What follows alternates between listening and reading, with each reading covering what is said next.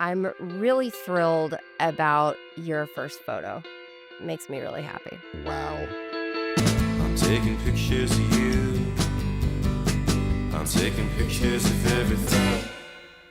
No, this photo I remember really distinctly. It was, I think, one of my main photos on my like Facebook page for a while. Yeah, this was at Carol Hartzell and Sean Crespo's show Lasers in the Jungle Right?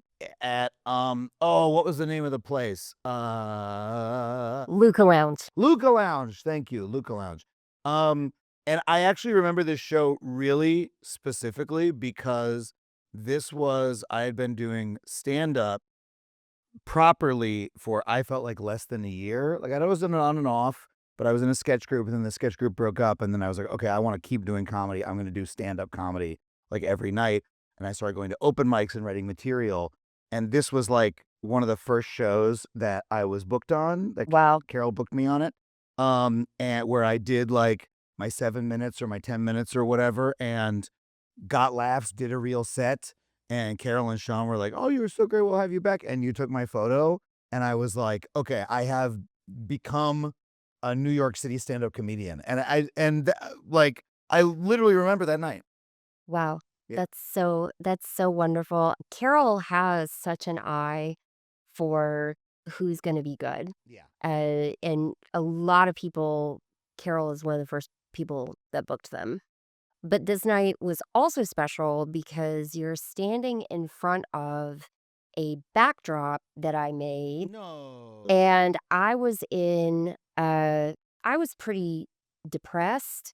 This is an era when I had a day job, and it was, stressful in a way that really shouldn't have been stressful. And Carol had been doing these shows at Luca Lounge, and the backdrop was really ugly. It was a it was a brick wall that leaked water slowly, I remember that.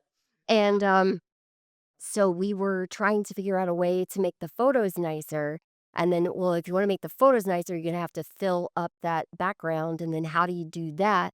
And so, what this is it's a roll of seamless photo paper, and I cut with, like, a paper cutter like you get at Michael's.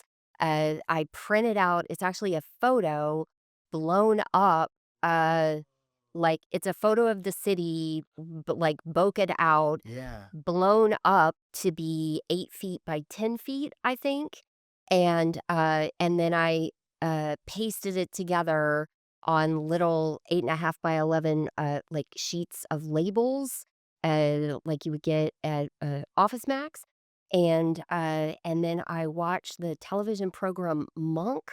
Yeah, I love Monk. I love Monk too.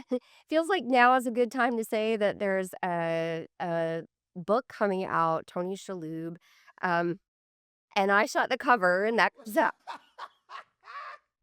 That's a great parenthetical. Feels like a good time to promote the book. That's coming. Yeah, I think. About the show Monk? No, it's an excellent book about family gatherings. It's called "We Thought They'd Never Leave." Um, Well, I don't know. I think they should do a companion guide to Monk because I like that show. it's a great Who killed show. Trudy? Did we ever find out? We do. Wait, I think we find out, but it's way, way later on. And then also there's a beautiful Peacock movie that they did, and then that's also very beautiful. But so you did this one you, like, printed this out, like, by hand and then made this giant thing? I printed it out on a printer at my house, and there's a photo somewhere. I'm gonna try to get it for Jeremy, our editor, to put it in. But there's a moment where my house is just full of scraps of where the adhesive like tore off. Um, Like, hundreds of 8.5 by 11, like, yeah, just printouts, and then you turn those into a mosaic? Yeah, and I was extremely depressed at, like, I think it was I think it was, like, the last, like, extreme depressive episode that I had, and it was the dead of winter. You enter the archives in January, and I just was extremely depressed. The job that I had was so stressful, but I was also photographing comedy at night, but nothing at all had come of it. like, I think I shot maybe, like, a cover here or there or something, but, like, I was really I was doing comedy photos at night, day job, and the day job was, really honestly, they should jail for the, uncompensated overtime. I had to work nights and weekends, and for not enough money to, like, have a retirement, you know what I mean? And also just low key stress constantly. Yeah. But making this, I kind of like worked myself through that. Yeah. And then this night was the first night we put it up. Depression could be good for creativity, and creativity could be good for depression, you know? Yeah. This was the first night you put it up. I I had no idea that, like, you put more work into the backdrop than I probably put into the set, you know? I had spent a couple months doing open mics and stuff, but I think I probably did, like, my only 7 minutes that I had. Yeah. Um, I remember a couple of the jokes, Wow. but, yeah, like, the work that you did on the backdrop is no way the comedy on stage was commensurate to how to how beautiful that is and how much effort it was. We didn't deserve that. Well, it was really great, but there's a photo, I kinda can't believe this, so there's a photo of you Mm. on the backdrop, and we have, performance photos, but the fact that Classic. we actually have a Oh my photo god, of that's us. you, me, and Carol. Who took the photo? That that's kinda what I'm Oh, and wondering, here's me gesturing at the backdrop because you clearly told me about it, and then right? I completely forgot in the Well, time since. But I'm like, "Look at the beautiful backdrop Mindy made." yeah, well, the time since, this was 2011. Wow. It's kind of a minute. Yeah. Yeah, and then this is you and Dan Wilbur in front of it. Oh, cute. So, yeah, my guess is Comedy buddies. yeah, And yeah. those horrible glasses I was wearing back then. But were you so you were pursuing comedy at night, Yeah. and then what was your daytime like? In 2011, I was doing, it was that was the moment before I became a professional comedy writer. I was, teaching classes at UCB, to make a couple $100 a week, teaching sketch writing classes. And I was doing video editing and Okay. like, Adobe After Effects, like visual effects. So actually, like at this point, I was probably doing visual effects for College Humor. Like I used to do special effects for College Humor videos before I was ever a writer or performer there. Yeah. Just like from my, desktop, iMac, in Adobe After Effects, and that was how I was able to like put a little bit of a enough of a living together to survive. But then later in that year, I got my first writing job on a VH1 sketch show, sketch comedy show called Stevie TV. And I flew to LA for just like 2 months to work on this show. And then I was like, I hate it in LA. I want to go back to New York. And then pretty soon after that, I emailed like some friends at College Humor and said, hey, do you have any openings? And I just happened to email my friend Ben Joseph right before he was about to quit. Wow. And he was like, "Oh, I'm quitting. I'll recommend you replace me to my boss." And that was Wow. Sam Reich, and he hired me. Yeah. Wow. Mhm. So, I feel like you've talked about this at length in other places, and we can actually put links to any interviews that you've done about it in our show notes. Okay. But, could you speak briefly to the idea of College Humor kind of being a place for maybe not the middle class comedy job, but Yeah. it was a really important, like, my husband worked at College Humor, like, for a bit there, and he's a professional video person now, right? It was extremely important for comedy, and we've lost just so many of, like Yeah. I mean, College Humor was one of a number of sites around that time where you could work full time as sort of like a pre-television or pre-entertainment industry comedy writer and yeah, performer. So there was College Humor, there was Funny or Die, there was Above Average for a while. The Onion was in its heyday at this time. I don't know if people remember, like people who are not on the inside of comedy might not like clock this the way I do, but like, at the very beginning of the Onion News Network, it was, like, a big production, and a lot of people worked for it, and they spent a lot of money on the videos, Yeah. and they had a Comedy Central TV show for a while, um, and then, basically, the tech industry killed that entire ecosystem. These were all sites that people would go to on their own. It was the era of people typing in the URL of a website where they wanted to read the articles, Right. you know? So people would go to collegehumor.com because they wanted to see something funny. Just like they would go to gawker.com if they wanted to like read some celebrity gossip or Right. whatever. And they would like email links to each other. It was the last moment of this sort of decentralized internet where, College Humor had their own website and they sold ads against their own website that they could then use to fund pretty expensive videos. Like they were spending, 5 figures on every single video, which meant that as a sketch writer, my job was to write 2 videos a week. We usually produced one of them. And I was the producer of the video as the writer. I'd be like, okay, what do the props look like? You wouldn't quite direct, but you'd sort of, we had directors, but you'd talk to the director and figure out how to make the comedy work. And we were able to do that because they had budgets. They had budgets because they were selling their own ads. But then, I remember the first time, somebody at College Humor said, "Hey, you gotta see, what the view numbers are like on Facebook. They're crazy. When we post on Facebook, we get millions of views, so we're gonna start posting all our videos to Facebook." Well, it turned out this is literally true. Facebook was making up the view count numbers, like, they literally were lying about them in order to entice these companies to do them. They never gave them a way to monetize, so now they're not selling ads on the videos. Right. And then after they, wanted to change the view count numbers, they made it so you had to pay to reach your own audience, right? Yep.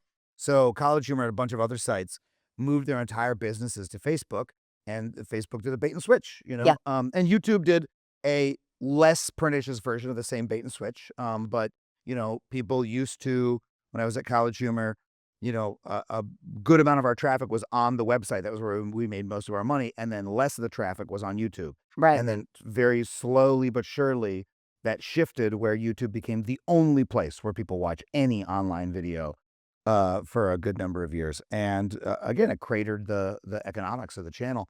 And so all of those sites, went, under one by one, or became something else, right? Right. Funny or Die stopped publishing. They became sort of a TV production company. The Onion radically scaled down their video program, and so sort of went back to being a website with just, like, articles and stuff, and then they were bought by Gawker, and it was like this they were their ownership was shuffled around over and over again. And then College Humor, trundled along for a while, sort of getting smaller and smaller until Sam Reich, got the company back, took the company from IAC, which was the media conglomerate, and turned it into Dropout, which is, now what it is through like a very just crafty media strategy on his part. But that's like the outlier, right? Right. There's this whole ecosystem of sites that just like no longer exists. Yeah. Do you see a way forward right now? Like, is there anything we can do, should do?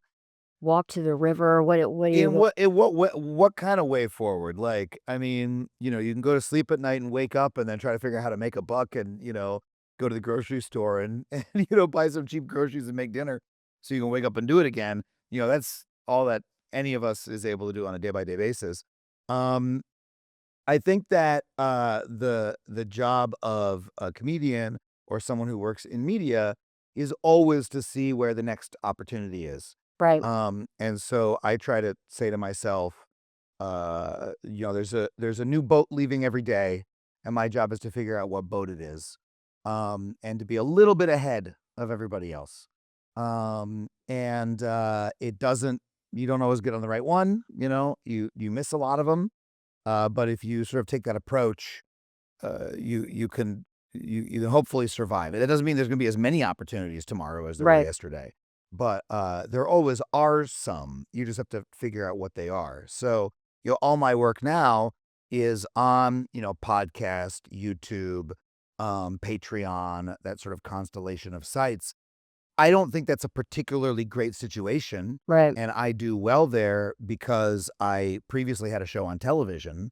I was lucky to have a show in the last days of cable TV where they just would blast it into millions of homes, a couple million TVs were on to TruTV. They'd be watching Impractical Jokers, and then my show would come on. They'd see it, and they go, "Oh, I like this show."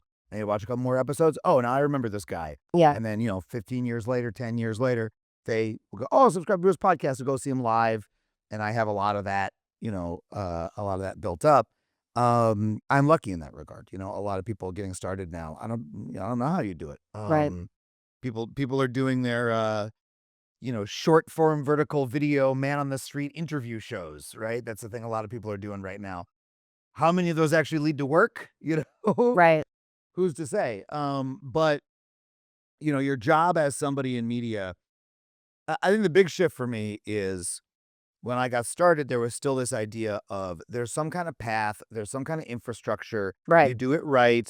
Someone like Carol notices you, then someone bigger notices you, then Lorne Michaels notices you, then you go on TV, then you get the other opportunity. Or, Comedy Central used to work this way, right? Yeah. First, you do one of their 5-minute shows where you do just a 5-minute set. Then you do an album with them. Then you get a Comedy Central Presents. Then you do an hour. Then maybe they give you your own TV show. Someone like Anthony Jeselnik rose up through that, right? Yeah. Um, None of that exists anymore. Like, and so a lot of people from my generation are looking around and go, well, who's going to hire me? Like, where's my job going to come from? Right. And the situation we're in is all the infrastructure has been destroyed and you're the only person that you have who's going to build anything for you. You have to do it all by yourself. Right. And some people say, oh, that's so great. Wow, anybody can be their own, blah, blah, blah. I'm like, that's bullshit. I think it's worse. I don't think it's better to be, a servant of the YouTube algorithm than it was to be of, whoever ran Comedy Central at the time. I actually think it's worse because the YouTube algorithm doesn't have taste. But that is the situation that we live in, right? Right. And so it's up to you, the comedian or the artist of any kind, to look around and go, okay, what are the opportunities available to me and how do I take advantage of them to try to survive and make art? Right. Right. I'm genuinely just kind of scared and bothered that basically every artist needs to become their own production company now. And the problem with I that, fully am my own production company now. Yeah. yeah. And the problem with that is that at scale, who's going to win that game? Right. And who's going to win that game is the person who has the most capital to endure while building up the production company. Yeah. And so, to my mind, we're in a worse place than when I entered in 2008 because in 2008, at least Comedy Central would assume the cost of production of your 5-minute special. So you didn't have to worry about how you were going to pay the camera crew and the venue rental and the person who was going to edit the video. And now you can't have that unless you figure out how to do that. And so, like, that, I think for a long time, I had this optimistic kind of Pollyanna point of view that there were opportunities for people from all kinds of different backgrounds to get seen and to have their voice heard. And I don't think that now, and that's part of why we started the podcast. Just because like when I was in Alabama as a young person trying to figure out how to be an artist, I read the book Please Kill Me, and I just found interviews about, like, how stuff worked. I just found that to be helpful, Yeah. of, like, just the granular detail of, like, here's how we got booked on this show, and here's how terrible touring was, and here's what was happening at CBGB's, and it wasn't like a direct one-to-one with, like, how I was gonna be an artist in New York City, but, like, it just there was something about that detail of, like, how things worked and people being honest about it that I found helpful and instructive. Yeah. And so I'm just now at this point of like, okay, let's talk about what worked. And clearly everything's fallen apart. And like, but what comes from that is we do build something. So, like, is it possible to build something better, like in 5 years? I don't know. I'm not I making mean, that promise, but it's always, each of us always has the opportunity to build something better. And it's all of our responsibility all the time to do so. And again, I don't think we're in a good situation in terms of the arts or creativity in America, but I do think that a silver lining is that perhaps people will stop relying on, gatekeepers to tell them what they can and can't do and realize, okay, if I have to do it myself, then I have to do it myself. And, comedy had this level that we're talking about here, this is DIY, right? Carol found this bar. She said, let's put a comedy show here. The backdrop sucks. You made a backdrop and we're doing a show in the back, right? Right. And that is like, this is during the heyday of Comedy Central that we were doing that. That is now the only model, right? Is to do it yourself. And again, yeah, you have to spend your own money on it. And that means that people who already have money are privileged and prioritized. Newsflash, they always were. You know what I mean? It's not like back then the door was open to everybody. It very obviously wasn't in ways that we know, especially racially and Yeah. and gender and axes of queerness and whatever else you want to talk about. Um, Harvard grads who worked at the National Lamp or at Harvard Lampoon always had an advantage. They still do. So, I my sort of philosophy is let's complain and let's bitch and moan about how things are worse.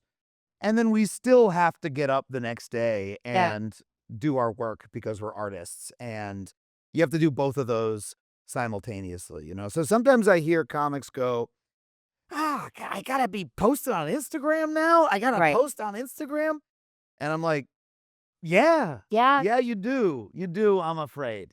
And you can complain about it, but yes, in fact, you do have to do it if you want to be seen, right? Right. Because your job is to go where the eyeballs are, and that's where the eyeballs are. And you don't have control over where the eyeballs are. And you can rail against the gods that they are where they are, but if you want people to see you, you gotta go put yourself in front of people's faces. Yeah. Yeah.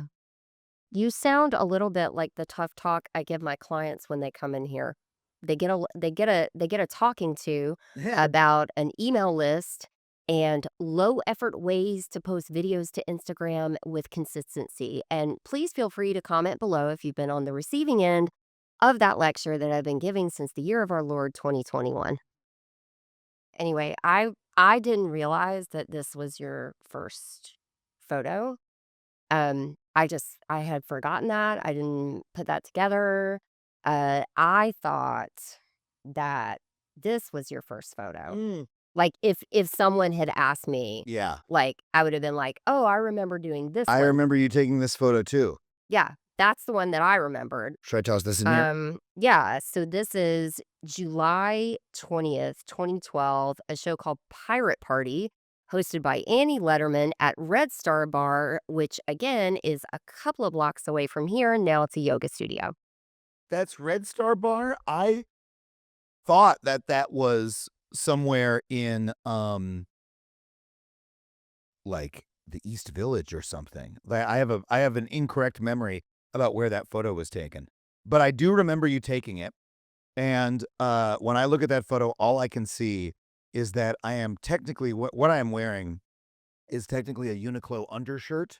That's like an undershirt that I had bought. I was wearing some other but I'm a button-up guy. I was wearing a button-up over that, but it was like one of those wet hot, New York days, Yeah. and so I had taken off the extra layer, and every time I look at that shirt, every time I look at this photo, all I can think is, I'm wearing an undershirt in the photo, and I don't know, I guess I picture my mom, like, shaking her finger at me, and what's funny is I still have that shirt. You do? I still have those undershirts, yeah, because 'cause they're very soft and comfy, and I don't wear them as undershirts, I wear them as, like, pajama shirts, or Yeah. more specifically, for years, I've not had the proper curtains on my windows, and so it gets bright in my room too early, and I put a T-shirt over my eyes rather than a mask, and that is the T-shirt that I've been using literally that was 2012. For the last 14 years, that shirt has been an eye mask. Yeah. I know where it is right now, I can, like, picture it. Also, I have 2 of them, so it's one of the 2. and then your next photos are gonna be at UCB East. Also in 2012, we head to August 30th of 2012, and this is a show that you ran with Emily Heller. Yes. Was this called Fresh Out? This was called Fresh Out, yes. These photos are so wonderful. Look at Yeah. those. And that's a really nice shirt. I love the color on that shirt. Yeah. Yeah, me and Emily ran that show at UCB East. It was a weekly stand-up showcase. It was such a good time. Emily is such a funny comedian and television writer now, Yeah. primarily. And these photos are so gorgeous. I mean, like the lighting on them is so beautiful with the red curtain. My God. Yeah. So, can you talk about running a weekly? How long do you think Sure. you ran that? We ran that show, let's see, I think it didn't end until at least 2016, Okay. maybe 2017. I remember I remember being in the green room at UCB in 2016, so it was at least that long. We moved it to LA, Yeah. and then actually we gave it to, Jim Twos, and who co-hosted it with him? Was it Amber Nelson, maybe? I can't remember. Jim Twos, took it over at UCB East. Um, and, yeah, it was like, running a weekly show is at this level, sort of something you do to give back to the comedy community. It's a little bit like running a soup kitchen. You know, it's like, hey, people need stage time. Here I am. Here's your stage time. Everybody gets a little bit, right? And then people come and say, thank you for booking me. And it's just sort of you're creating a little home for yourself, what you think stand up should be like, and becoming a part of the community, right? That was really important to be. Yeah, I think shows like this are super important. I felt like that venue was super important because these photos right here were taken in the bar out front. Yeah. And that bar out front, the fact that it's separate from the performance area and you get people meeting in the middle. Somebody's leaving a show, somebody's coming in for the show. You get people running into each other, just like a quick hello. Yep. It adds to cohesiveness in the community. And when we lost UCB East, then like, I don't know, 2 years later, we lost the Creek in the Cave during COVID. Mhm. We also lost Cabin, which same thing with Cabin, Right. separate room from the bar. Oh, yeah. I mean, I would go to Cabin every week, as did hundreds of other comics, just to hang out, Right. like, 'cause the showroom was so small, you couldn't fit in, Yeah. and the audience was packed in there, and it was, like, the hottest room in New York. Yeah. But then you just go hang out in the bar, and all the other comics would be there. I've still never experienced anything like that since, where, like, every comedian in our community was there, and my joke about going to Cabin was, I'd show up and greet everybody. "Hey, how you doing? Hey, how you doing? Oh, good to see you. How you doing? How you doing? How you doing? How you doing?" And that would take, like, 2 hours. And then it would be time to start leaving. I mean, "Alright, I'm heading out. I'll see you later. How you doing? Okay, I'll see you later. No. Oh, yeah, yeah, no, no, yeah, yeah, yeah, let's talk. Sure, I'll book you on my show. Yeah, great to see you. Great to see you. Great to see you." So you just seamlessly go from entering to leaving. And that was the whole thing. And that was part of what I really loved about stand up because I had been very socially anxious, Yeah. and felt like I was not able to hold my own in a conversation, and people thought I was weird and I was sort of shy. And then, stand up was so intensely social that it sort of cured me of that, Wow. and also made me realize how much I love being social. Like, I love to be in a crowd of people who I know, people I know right now, people I haven't seen in 5 years. So that's what's wonderful about comedy get-togethers, right? Yeah. About comedy festivals now. "Oh my god, how you doing?" Like, we saw each other at DCM, right, at the Al Close Marathon, and that was like that for UCB people, right? Yeah. I saw all these "Oh my god, I remember when we were here in 2015, how you doing?" But then other people from LA I just met last year. "Oh, hey, you're in town for the festival. Oh, incredible. Oh, here, meet this person." That's the best. The other thing I wanna say about UCB East, that is my favorite observation about that venue, is that it was formerly a movie theater, Yeah. right? And so the stage was where the screen would have been, and it really taught me about how much the shape and purpose of a room affect what people do in the room, because in contrast to Cabin, which was this small room where the audience was up close on the comic, and the pops were huge, right? You were in the middle of the show. At UCB East, the shows never got that good, and it was because the audience, it was a New York City style movie theater where there was like it was like 8 chairs, but 20 rows deep. Yep. And so people would sit in the back like they're going to the movies, Yeah. and they didn't even know it was a movie theater. They would walk in, they'd be like, something tells me that what I'm gonna do here is I'm gonna sit at the back and fold my arms Yeah. and sort of passively observe and not participate. And it was because of the shape of the room. Yeah. It was like the ghost of a movie theater inhabited you when you walked into the door. And it taught me how important the shape of a room was. Yeah. And that actually is something that notably, based on some of their later business decisions, the people who ran UCB at the time did not know because they kept giving up really good rooms to move to venues that looked better on paper but were actually terrible rooms for comedy Yeah. because someone who was making the decision didn't realize, oh, this space is going to kill the comedy show because it's the wrong shape and The wrong size. shape. Yeah. Yeah. So in our next photo, you're at the Creek in the Cave. And this is in October of 2012. This is Emily Heller's birthday show. What's funny is in this first one, I thought that was me at first, and I was like, "That's not my shirt." And then I and then I realized that's a completely different person. There I am in the corner. You're on your phone. I'm on my phone, but like, look how small the phone is. That would Yeah. have been like an iPhone 4. Yeah. Um, Josh Gondelman is behind you. I don't see myself in this one. Yeah, I think you've like turned around, but yeah, you're tagged in the You've archive. tagged everybody in every single one of these photos. Yeah, That's amazing. the thing is, so in 2012, I'm still doing all the captioning myself, and I haven't gotten, like, super behind yet, and we just put down it's a photo of Adam in front of that would have been the first year in comedy that I Yeah, the made. first time you did the year-end comedy at the Creek and Cave. Yeah, and so at that point, things are not yet completely unmanageable.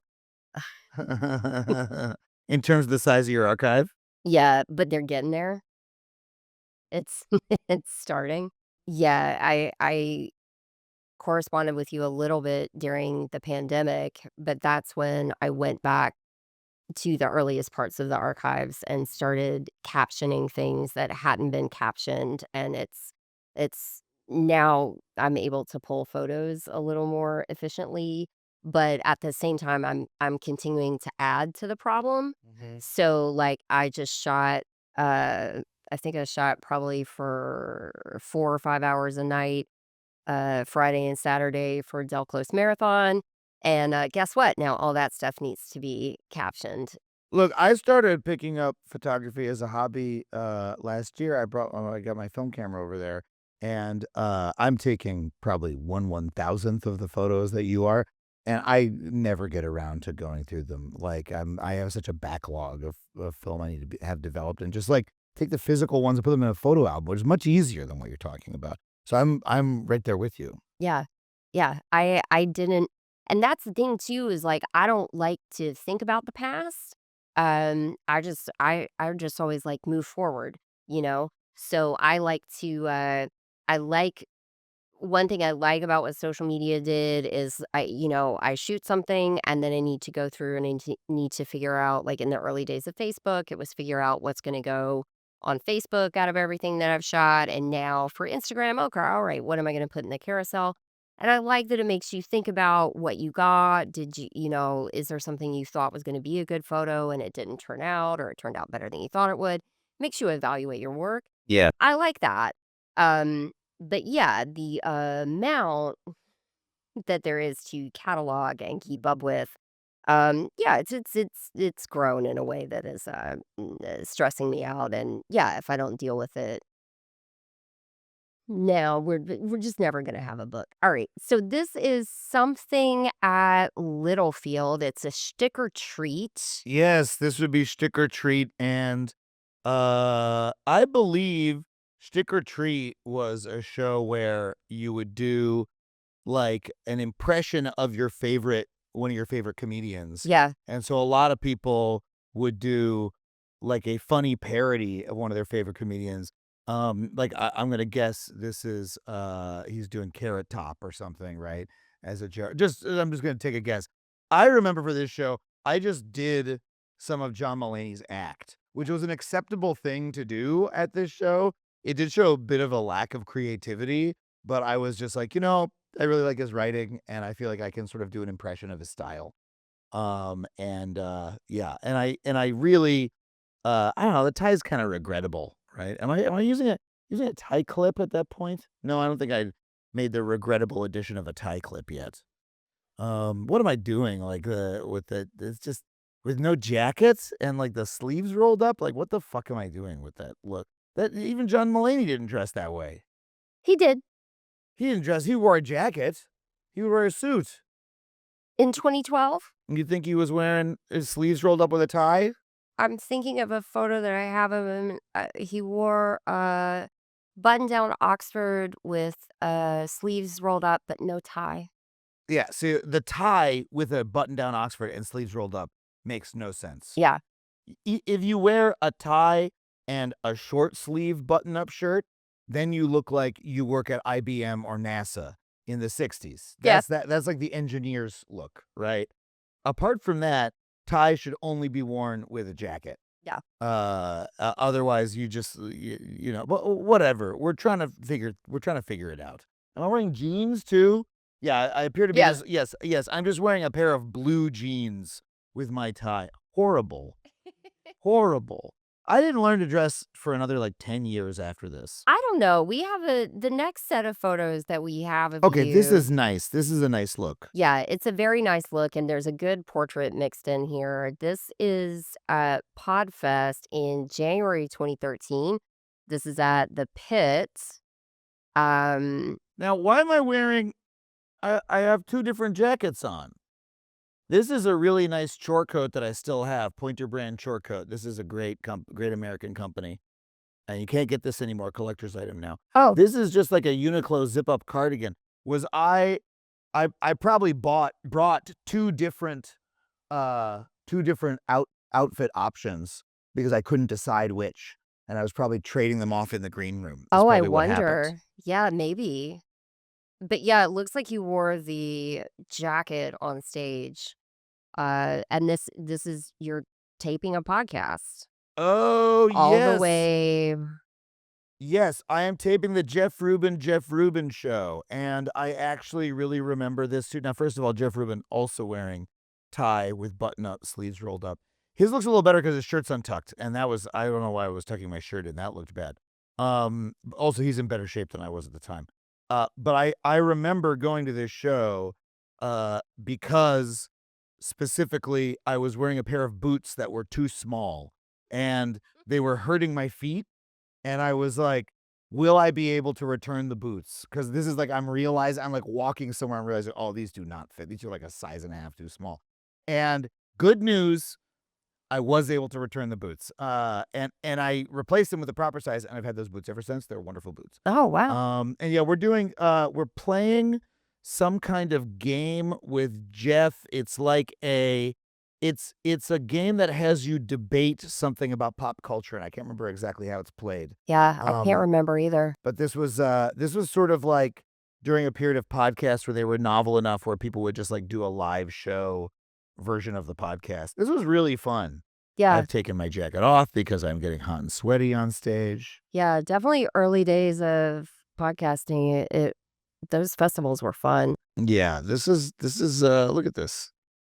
This is great. Okay, and now here's like, are we pulling off the beard? I actually don't think so. Too much of a baby face, not a strong jawline, drinking too much, not working out. This is all I can do when I look at myself. Yeah. Is I'm like, I hadn't figured this out yet. Hadn't figured that out yet. Now we do know what happened with the jacket, which I was. It's clear that I was layering. Oh, yeah. I wore the cardigan with the chore coat over it. Okay.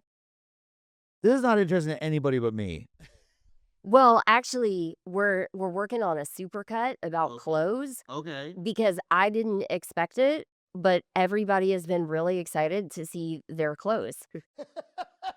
Because you have such an intimate intimate relationship with your clothes. I Yeah. remember that shirt. Yeah.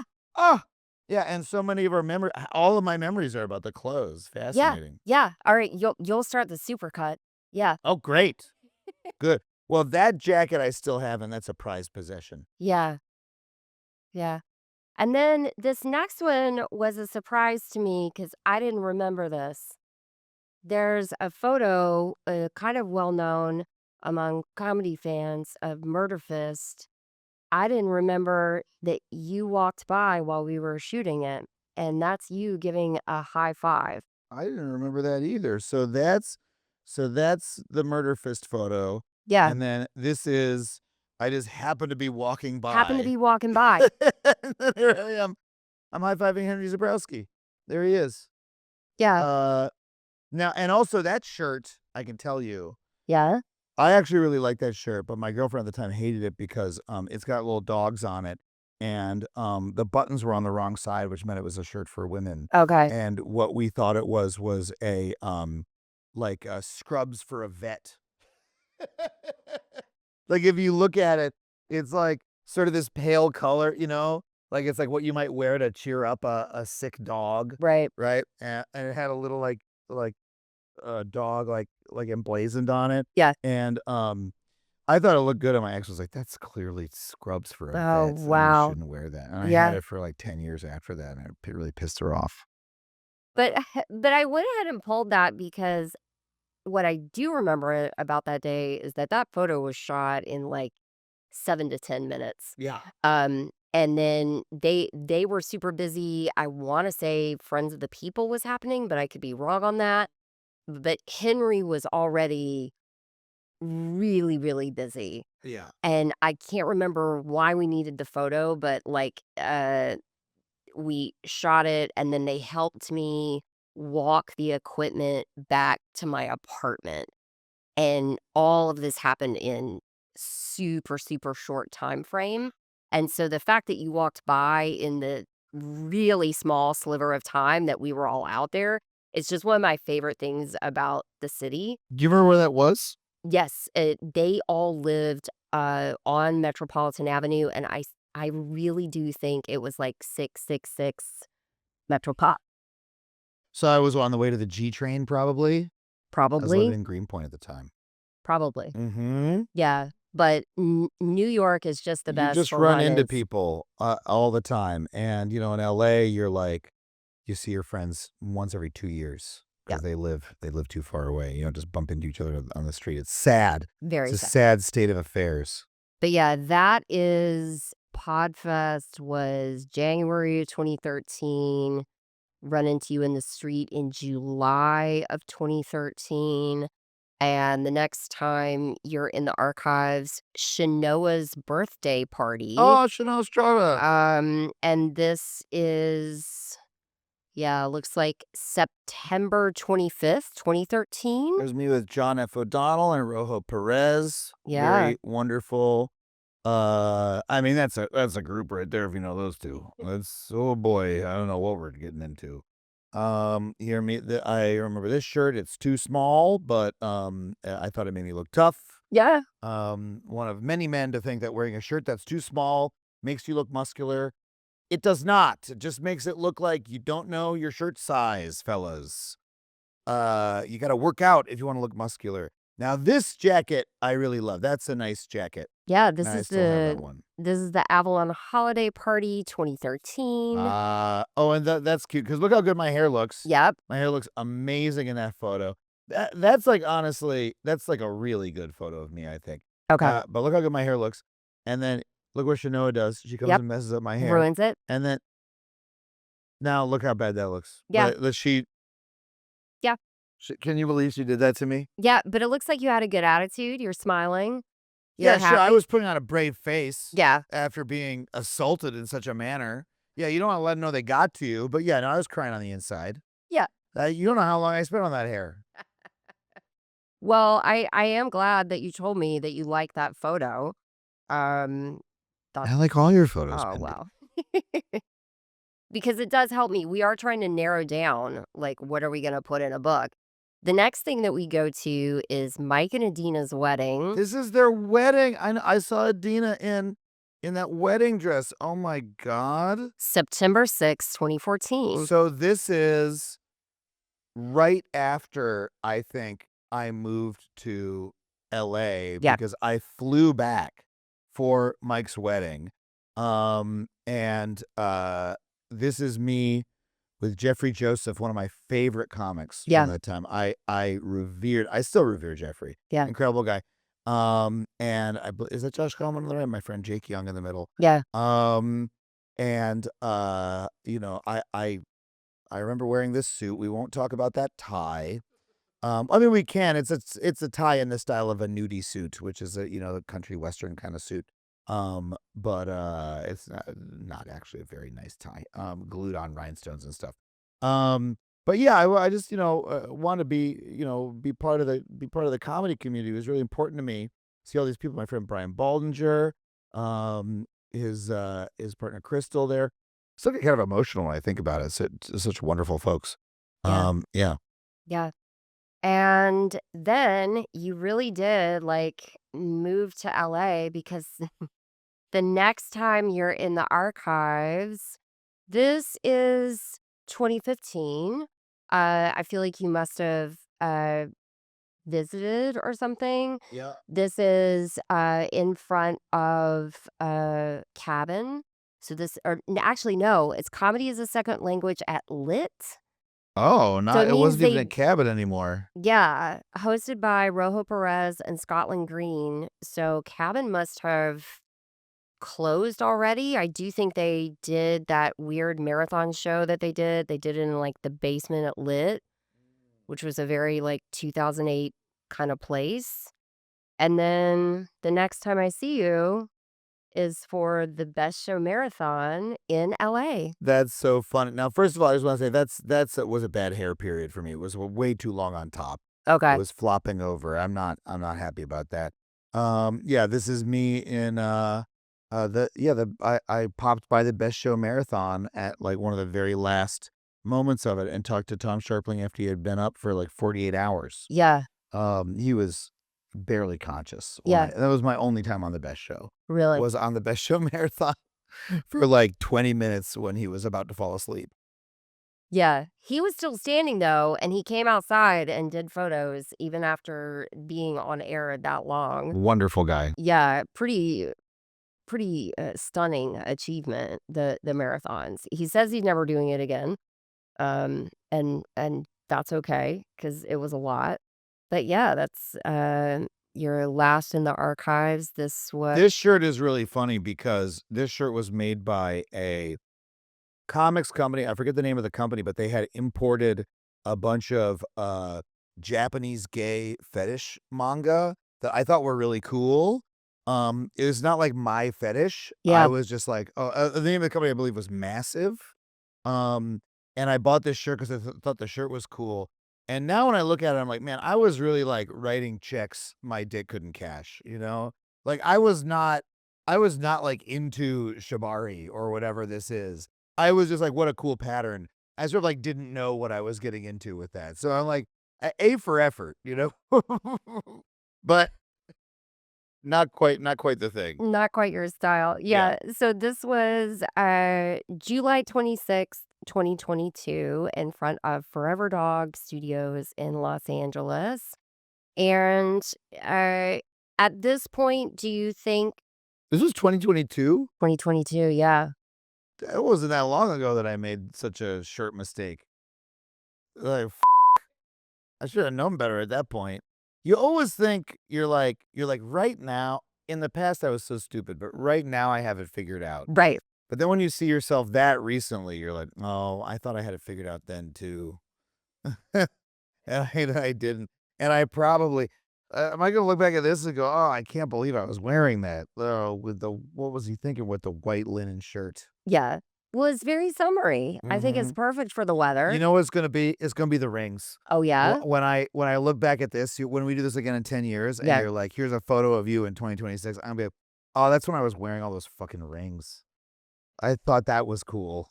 Yeah, great. Yeah. Oh boy, everybody remembers that period. So throughout these photos, you're kind of going from starting out, you're at College Humor, Yeah. and then I think there's a while where we don't see you in the archives, and it's because you're on TV. Yeah. You're on TV. Yeah, at College Humor created a web series called Adam Ruins Everything. We then sold that to TruTV as a TV show, and I did that for about 5 years. And, yeah, I mean, when you're show running and starring in your own TV show, that is all that you do. You Yeah, don't do anything else. And I just entered into a hole of, pumping that show out, and I'm very proud of it. I'm glad that I did, and it was a joy to be able to make my own TV show that people watched and they remember, and, people still when they watch it, I'm walking down the street, they go, "Oh, Adam Ruins Everything." I'm like, "Yep, great, thank you very much. It's really nice." Uh, but yeah, yeah, I dropped off the face of the planet for a little bit, and I missed New York so much. I had to be in LA to make that show, right? yeah, College Humor made us move out there in order to sell TV shows, and I moved kicking and screaming. They were right. We did sell a TV show and made it, and that we only could have made it in LA. It wasn't gonna have happened in New York. But I was still like, yeah, I was missing New York badly, yeah. yeah, And the community, the comedy community. yeah. And you did a lot of work during the strikes, and you're still doing a lot of work with regard to labor in Hollywood. Yeah. Uh, and and now you are doing stand-up again? Oh, yeah, yeah, well, what's funny is, I did stand up so long I was in the trenches, as you have documented here, Yeah, for, uh, 10 years, right? The first photos from 2011, yeah, and, this photo here's from 2022. Um, and so that's, 11 years later, but I never got famous as a stand-up comic. I got well known for doing this show on TV, and stand-up comedy was still like my first love, and I wanted to still be doing stand-up. And so I was lucky enough to be able to tour off of Adam Ruins Everything, and I have spent the last couple years, honestly, since, yeah, 2021, since the pandemic ended, just on the road, trying to, develop my act, and, I developed, like, 2 different hours of stand-up that I've toured, for the last, like, 3 or 4 years, yeah, and, I feel like I have finally exercised that demon, and, like, just showing people, like, "Yes, I'm a stand-up comic. I've done 2 full hours of personal material that matters to me with punchlines, multiple punchlines a minute, like, we're doing stand-up comedy." Um, eh eh I think part of it is for me, like, you always the place where you came up, you always wanna do well by those people, you know?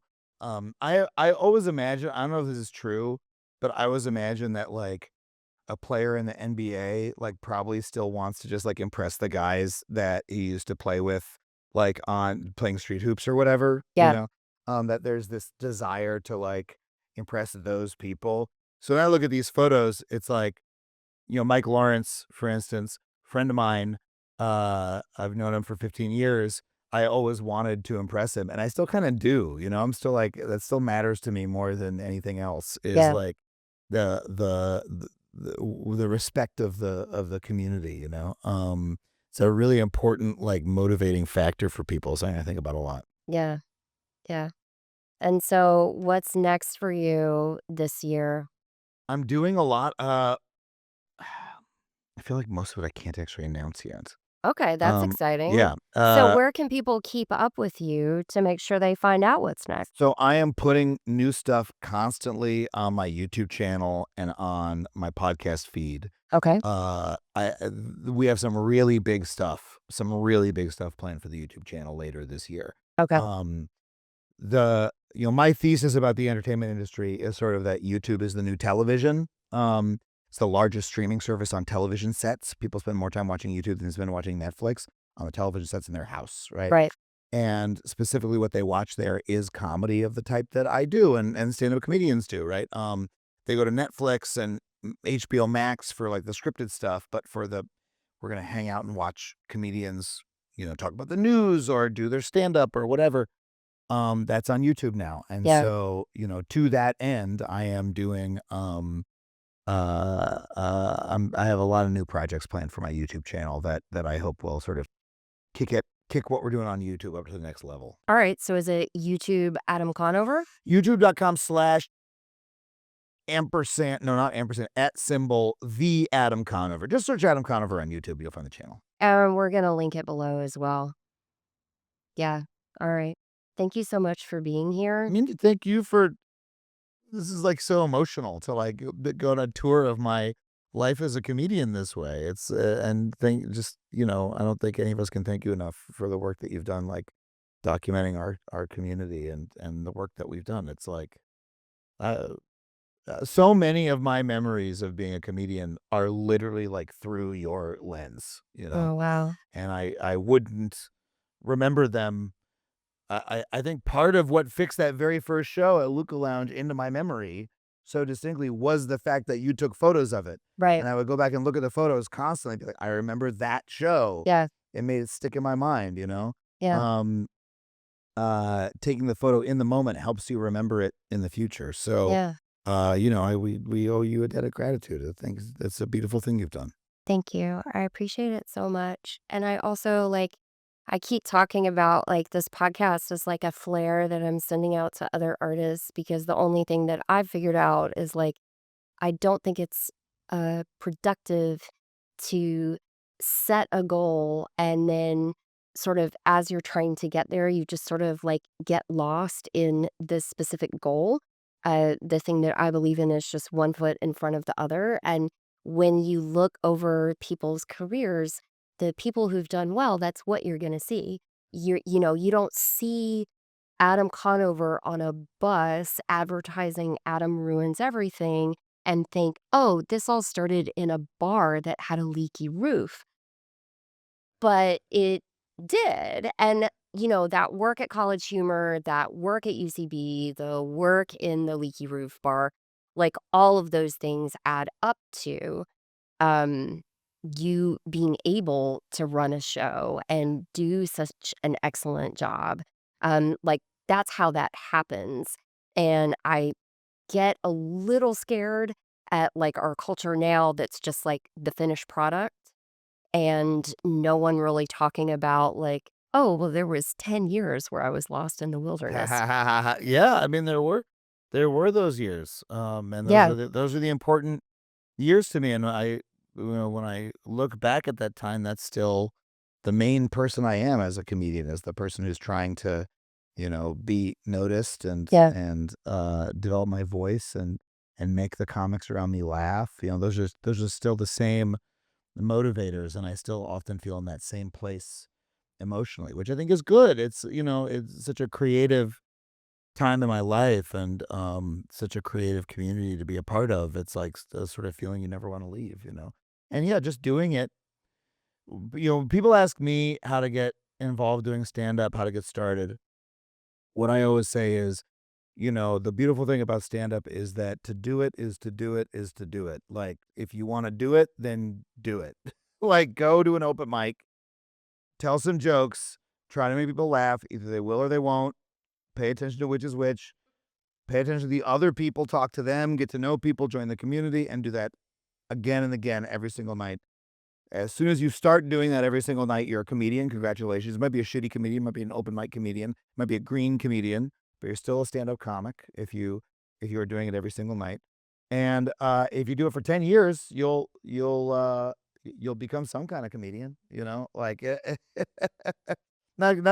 not saying everybody makes it through, but when a lot of those photos were taken, none of us were getting paid to do comedy, and we didn't know if we would ever make a living at it. And pretty much all the people who you have depicted me with, we do make a living at doing comedy now. yeah, It does happen. It does work. yeah, If you just don't quit and you are funny and you try to get better and you look for opportunities wherever you can find them. Not going to be necessarily where you think they are. Henry Zebrowski is a very popular podcast host, right? That's right. the main thing that he does. Maybe at the time he wanted to be in movies. I don't know. But, I didn't think that I would be doing what I'm doing now, but it's the time and energy that you put in over the years that accretes and becomes something you never could have anticipated when you started. Yeah. I'm taking pictures of you. I'm taking pictures of everything. Do you remember your first joke? Uh, the- This is a joke that I've told for a very long time. Okay, there was this actress who stabbed herself. It was like a big news story. I Oh, can't remember her last name. She stabbed herself like really hard. Her name was Reese. Super famous Reese. I don't Reese. Reese Reese. Witherspoon? No, with her knife. She stabbed herself with her knife. That's terrible. Isn't that terrible? I'm taking pictures of you. I'm taking pictures of everything. A woman likes to run